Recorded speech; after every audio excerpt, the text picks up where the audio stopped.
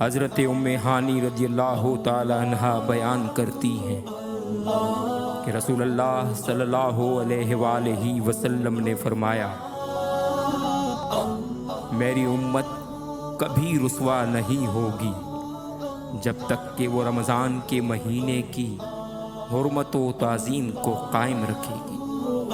عرض کیا گیا، یا رسول اللہ، ماہ رمضان کو ضائع کرنے کے سبب ان کی کیا رسوائی ہوگی؟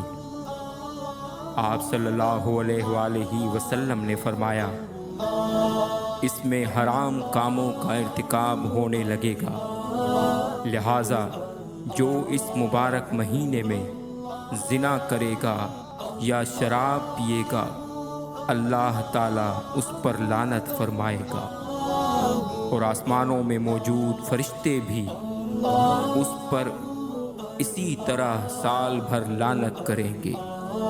اگر وہ اس حال میں فوت ہو گیا کہ اگلا رمضان نہ پا سکا تو اللہ تعالیٰ کے ہاں اس کی کوئی نیکی نہیں ہوگی جو اسے دوزخ سے بچا سکے۔